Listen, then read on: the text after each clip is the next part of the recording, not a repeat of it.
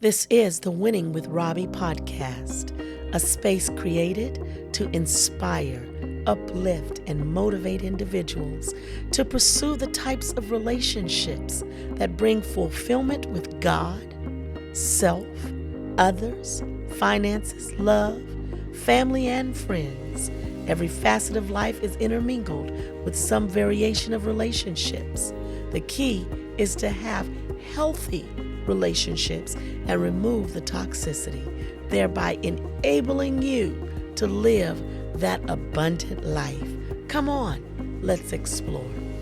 Hello, welcome to Winning with Robbye podcast.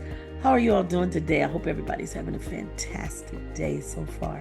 But listen, I am so excited that you chose to tune in today with me. Let's get right into it because I'm really excited about what I want to talk about. We're dealing with this whole premise of these podcasts that I'll be doing deals with relationships of all kinds.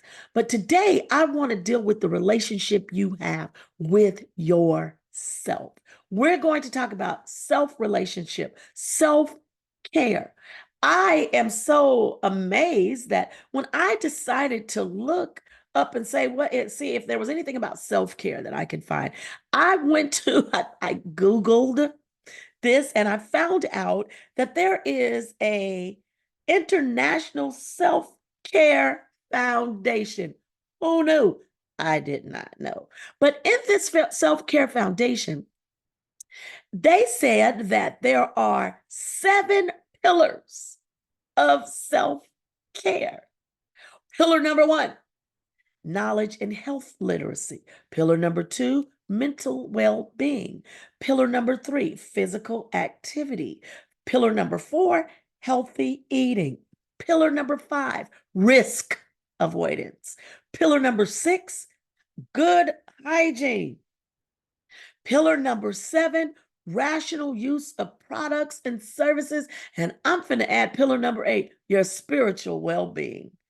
All of those are really good pillars. And what you will find when you go on a self-discovery and a relationship with yourself, learning about yourself, one of the main things that you have to add in that self-discovery is self-care.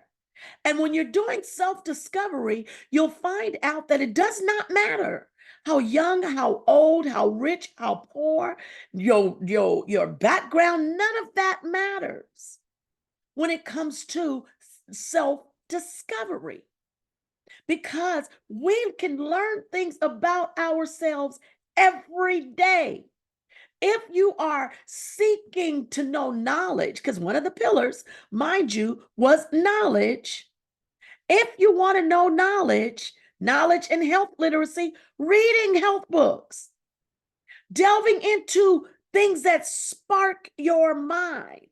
Somebody said you are what you eat. And I say that not just physically, but mentally. You are what you feed on. What are you taking into yourself? And what is enhancing you? I find out that a lot of times we have a tendency to just let life pass us by, become mundane. Well, this is the way I am. This is the way I've always done it. I'll do something different. Drive home another way. Do a self-discovery. Oh, I don't like that. Girl, I don't like. How do you know? Have you ever tried it? No, I just know I won't. Somebody help me make sense of that. Self-discovery and learning things about yourself is major. Your mental health is major. Your knowledge, gaining knowledge is major. Doing what it takes, becoming literate in things that you want to enhance means sometimes you got to pick up a book. You got to listen to this podcast. Hello. Things that make you think, things that motivate you, that inspire you, that make you want to push towards a different place and station in your life. I experienced something about myself this past summer or summer before, I don't know. Anyway, what I discovered about myself is that I had been telling myself for over 20 years, Robbie, you can't eat watermelon. Watermelon makes you sick. This is really simple. But I feel like, okay, I can't eat watermelon. So anytime anybody would bring me something and it had fruit, nope, it's got watermelon. I can't eat watermelon. One hot Texas day, my husband was sitting there eating some watermelon like the world depended on the next bite this man took of this watermelon. He made it look so succulent and so juicy and so refreshing. I said to him, I just want to try just one. And he says to me, no, Robbie, you know it makes you sick. You said you got sick. Don't try it. Don't test it. Don't chance it. And I said to him, oh, please, I'm going to try just one bite. I stuck my fork in his bowl. I took that bite of watermelon and I sat there, you all, and I'm waiting for something to happen. Am I going to get sick? What's going to happen? I'm sitting there waiting. Nothing happened. So I said, well, let me try more time. He's like, why do you want to test it? Why would you want to do that? Do not do. I said, I'm going to just try one more. He said, okay, it's on you. Yes, it is. I stuck my fork in that bowl again. I put that watermelon. That watermelon was so good. Let me tell you all. I ate watermelon that whole summer, spring, winter, fall, whatever. I'm a watermelon eater now. But if I had have stayed stuck in a place of knowing I tried it before, it did not work well for me, so I'm not going to do it again. But this time I took a chance. And what I'm saying to you in self-discovery, sometimes you have to take a chance. Something keeps coming to your mind, to your heart, to your spirit that you say, I would love to try that. I would love to do that. But then you get afraid. Fear is false evidence appearing real. We've heard that before. Fear is crippling, or people around you telling you don't chance it, don't do it. Self-discovery is sometimes you got to recognize, wait, I am no longer going to be stifled in this area, and I've discovered that I can do more. I can go further. Self-discovery is something that is very important. And what you got to get to a place to too is you got to recognize that in self-discovery, self-care, self-relationship with you, look internally within. Ask yourself the question, who am I? What do I want to do? Am I too old to shift and change? Never. One of the classes that I took, I went back to school. I had people saying to me, Robbie, why would you go back to school at this point? You know, you got so many things you're already doing. I needed to go to school because I discovered about myself that I had taken myself as far as I could in a certain area, and I needed something else to help me evolve and to learn and to see from the lens I was looking through. I needed to expand and broaden those lenses. So I went back to school, got my master's in pastoral counseling, community chaplaincy. I got my BA, or Bachelor's of Science. I've gone back before and got that in theology and religious studies. And so here I am. But what it did for me is it expanded my knowledge. What made me go back? Let's talk about that. The motivating factor was because I am a speaker. I travel the country, I speak, and I speak at motivationally speak, and I evangelize or bring messages, sermons, whatever you want to call it, right? And so I'm in ministry. I was invited to a convention And I'm listening to all of these different people at the convention, and I am the one that's closing the convention out. Never in my life, as long as I stayed in my little arena, if you will, I was comfortable and okay. Well, now I'm in an arena with all of these different types of people um, that were educated, that had written books, and I hadn't written a book then, and I've since written a book way before, that wasn't my motivating factor for the book. But what I felt for the first time, I'm like, am I out of my league? Oh, that was a rude awakening. And you're not out of your league. And don't shoot me because I said about education. I've seen people that are so profound without any education. That's not what I'm saying. What I'm saying is I recognize and discovered about myself because I started out in ministry at a very young age. And the denomination that I grew up in, we just took things for what was told to us a lot of times without researching it for ourselves, right?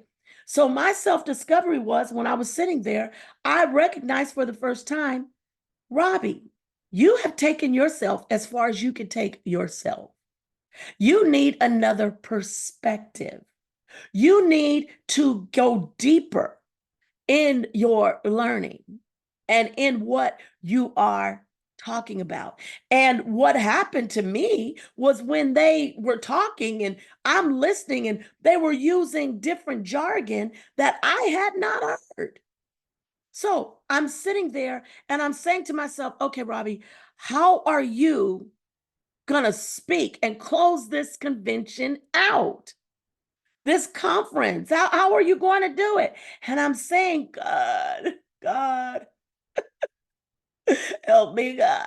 You know what? But what I discovered, and let me say this, even though I was feeling that way, what makes the difference, and I gotta say this, is the power and the anointing of Jesus.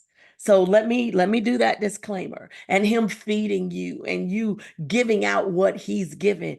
And it always lines up and it's always on time and it's always a right now word when you're seeking the face of God, right? So that went well. But what it did something to me and changed the trajectory of my life at that stage, at that point. And this was when I was in my early, 30s. Okay.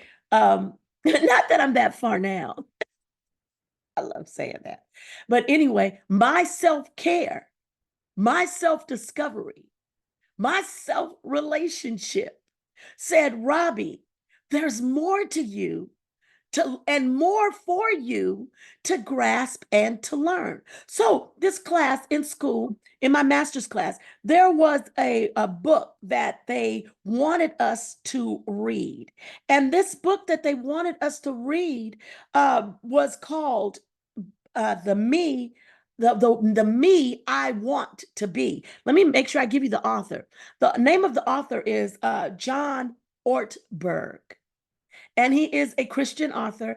And the book, The Me I Want to Be. And sometimes we are struggling with the me that everybody else has put in a box or told you you were. Is that who you are? One of the quotes that he gave in this book is, life is not about any particular achievement or experience. The most important task of your life is not what you do, but who you become. That to me was so rich because so often we judge ourselves by what we do. Those are just moments in time, you all. You've got to know that what you do is not who you become. Your experience, yes, can make you bitter. Your experiences, your achievements can make you feel like you're better than others or different things. But whatever you understand in life is who you are, who you become, the me I want to be. Ask yourself that question. Who is it that you want to be? How do you want to be? How do you want to live your life? I enjoy the me I want to be is laying on a beach, getting facials and massages all day long. Unrealistic. Can't happen all day. But I have intervals of that. But the me I want to be and the me I want to become is someone that I look in the mirror, I'm proud of, not in a boastful way. But the me I want to be is the me when at the end of the day, I have touched someone else's life. Ask yourself, who is the me you want to be? What is your self-care? What are you caring about? What are you taking care of yourself to be the me you want to be? What is your mental well-being? Let's go back to the pillars. What is your mental well-being? Do you talk negative? Do you do word curses, as they say, over yourself? I'm nothing. I'll never be nothing. Who is the me you want to be? Who are you? What is your mental well-being? Are you your experiences? Are you what people have said about you? You know, and if you are, how can you shift that? How can you change that to be the best you?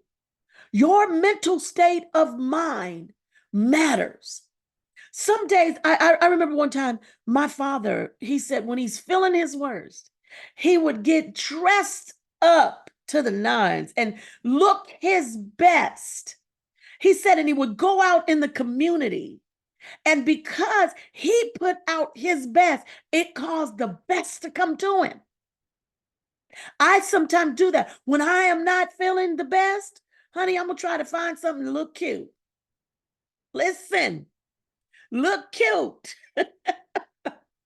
Do something for you, your mental well-being, what you speak, your self-talk is more important than you realize. If you say to yourself, man, I'm so fat, I've done that. But no, find your best asset and work it. Work it. Feel good about you. Your mental well-being matters. If you say, oh, I'm sick, no, say I'm well. Oh, I'm weak. No, say I'm strong. Your mental well-being, your physical activity. Can we talk about this physical activity thing? I've been going to the gym with my husband. He goes, I don't know how many times a week, if not every day. He at least tries to go 3 times a day. So I've been trying to get up and go with him 3 times a day. Physical activity sometimes is a challenge because it is. But self-care, self-discovery, and self-revelation says to me, stop talking about what you want to look like and get up and go. You're paying for the gym. So I've been getting up, going to the gym, physical activity, and I've been feeling better. It makes you feel rejuvenated. It's important. Healthy eating. Man, can we talk about sugar? No, we're not gonna. We're not gonna. Can we talk about the things that we do with self-discovery, self-revelation? What are you revealing to you about you? We're good at making excuses about ourselves or giving ourselves a way out or excusing ourselves rather than really saying, this is who I am. This is what I've discovered about myself. And this is what I have to do. So then let's talk about risk avoidance. That's pillar number 5. I can't say this has always been, But I have learned, and you better learn it too if you haven't. Get rid of toxic relationships. I don't care who it is. I remember I was talking on the phone one time to someone and they were just coming at me in such a way. My son, Joshua, was really young then. And I'm listening and tears are rolling down my face because of what the other person is saying, and they're making me feel worse. He looks at me, he goes, Mom, hang up the phone. You own the phone. Hang it up. You don't have to listen to something that's making you feel bad. I said, you know what? I should click. But because we are accustomed sometimes to allow certain people and places and things to determine how we feel about ourselves. It doesn't matter what anybody else thinks. What matters is what you think and how you feel. So risk avoidance. Don't do things that cause you to go into a state, a mental state even, that is not conducive to your well-being.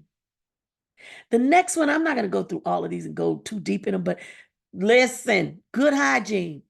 That means take care of your nails, your feet. Go sit there. You know what I learned in self-discovery, self-care, self-revelation? I too often would go and get my pedicures and get my nails done, and I would be on the phone. I'm not enjoying the moment. So now, if I'm getting my feet done, my nails done, I'm not answering the phone. I'm going to be in the moment. Taking care of you means being in the moment. How many moments have we missed because of doing something else unconscious? How many things have your children came and shared with you and you missed their excitement or you missed their moment because you were somewhere in la la land? Self-care, self-discovery, self-revelation means you take a check and balance system in those areas. Enjoy the moment of your nails getting done, your feet getting done, your facials, your massages. If you haven't done that and have never done those things, listen, you're missing out. That's part of self-care. Self-care is self-discovery. What makes you happy? I am happy going to a restaurant, sitting outside in the patio area of restaurants and watching people. Or going to the mall, sitting at the mall, for real, you all, sitting at the mall, watching people walk by, and I'll make up a story about them to my husband. That's just me. But I enjoy that. What brings you excitement, enjoyment, pleasure, gets those endorphins going? That's healthy, wholesome, and revealing to you about yourself. The other one, rational use of products and services. Don't overindulge. Don't overindulge, and then you've got buyer's guilt or remorse. I am excited about what this podcast is going to bring. And so I just want to say to you, your spiritual well-being, that's the number 8 that I brought. It is important. It is vitally important that you have a spiritual knowledge of yourself. We're going to talk about later relationship with God, but let that be your foundation. Figure out who you are in the areas of these pillars, if you will, of self-care. I'm excited about what God is going to do and what I am looking forward to in my life. I am excited that new horizons are there, and I am ready to put myself out in a way that I have never done before. And that's what you have to do. You have to know that no matter what you're going through, no matter where you're at, discover you, discover who you are, discover why you are, and let everything in your life be the best life. It is a scripture, and it says, I came that you might have life, have it more abundantly. Live abundant life. Have abundant living as much as you can. We go through plateaus, peaks, and valleys, but learn yourself. Learn how you handle different situations. Know your own temperament. Do what it takes to keep you on track. And I'm telling you, you'll have a good day. You'll have a good life. You'll experience winning at life. All right. Have a fantastic day. Thank you for listening to Winning with Robbye.